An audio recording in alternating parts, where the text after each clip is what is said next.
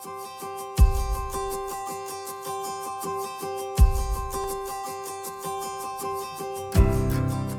and Second Timothy are two heartfelt letters written by the Apostle Paul to Timothy, the young pastor in the church of Ephesus. Now, what you should know about Ephesus is that it was a port town. But it wasn't just any kind of port town. No, it was home to the most important trading center in the entire Mediterranean region, which meant that it held a global significance around the world, as so many people from all over the ancient world would frequently come in and out of this town to buy and sell and trade on a variety of different goods. And Paul knew this, and so around 54 AD, he goes and he plants a church there in the heart of the city with Timothy at his side.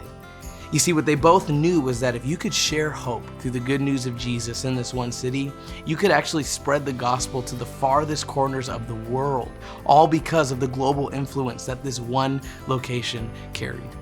And thus the church of Ephesus was born.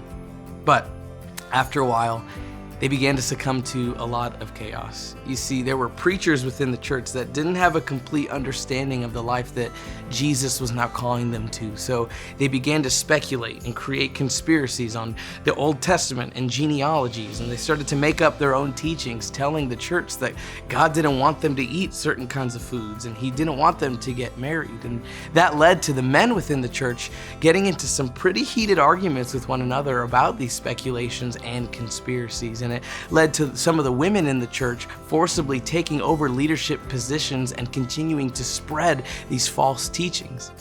Disunity was like a cancer, and it was slowly killing this church. And so Paul hears about this as he's about to leave and go to Macedonia on one of his mission trips, and he responds by having Timothy stay in Ephesus so that he could confront these false teachers, so that he could raise up new church leaders, and so that he could help lead the church and restore their unity and order. Now, one thing to catch in 1st and 2nd Timothy is that Paul and Timothy's mentorship dynamic was really more like a father and son's relationship, with Paul even referring to Timothy as his son a handful of times throughout his letters. And there's a certain kindness and compassion and gentleness woven through all of his words, and it's clearly seen in 1 Timothy, which is Paul's first letter to Timothy. Once he arrived in Macedonia, he goes and he writes to Timothy with specific and clear instructions on how to handle and address each specific issue within the church. Like, for example, in chapter 2, verse 8, he writes to Timothy and he tells him to have all the men come together and to worship and pray with holy hands lifted up to God. By doing this, he's confronting the men that were arguing about the various speculations and conspiracies, telling them to come together in unity to worship God instead of be divided and to fight one another on these topics. Here's another example. In the same chapter, in verse 11, just a few verses down, he tells Timothy to have the women learn quietly during teachings, addressing the women that were actually forcibly taking over leadership positions and spreading the false teachings.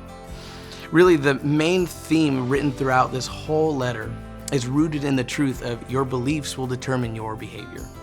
Because there were false teachings going around, no one really knew what they believed, and so nobody knew how to behave. Truth became subjective, and so then everyone did what was right in their own eyes, and that led to a lot of division. But that wasn't the way of Jesus, and that wasn't the life that he was calling them to. And so Timothy's main objective was to go in and was to teach them how to live life in unity under the life that Jesus has now called them to have him as the main thing and to keep him as the main thing. Now, Paul's second letter to Timothy was written under a different set of circumstances. And in 2 Timothy, we see Paul as he's writing his final letter before his death, around 67 AD. And in this letter, he gives some clear instructions on how to handle other stuff within the church of Ephesus, but really, he shares with Timothy the revelation he's received over his life about who God is and what it means to live life with and for Jesus.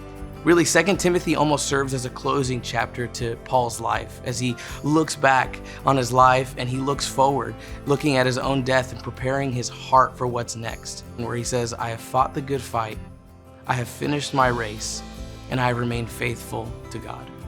And this letter almost also seems like a passing of the torch to Timothy as he inherits the ministry that Paul began, and he goes to spread the gospel to the Gentiles in Europe and in Asia. 1st and 2nd Timothy are cram-packed with so much truth and practical ways of following Jesus as a believer and also being a leader within the church. But it's very important when looking at both of these letters to know that both of these were written for a specific audience about specific issues. But the one thing that we can always take away from is really look at Paul and see how he lived his life. You see, in the final years of Paul's ministry, he never stopped receiving new revelation of who God was, but it didn't stop there. He never stopped sharing with people who were just a few steps behind him about who God was and what life following Jesus looked like. People like the church of Ephesus, people like Timothy, and people like you and me today.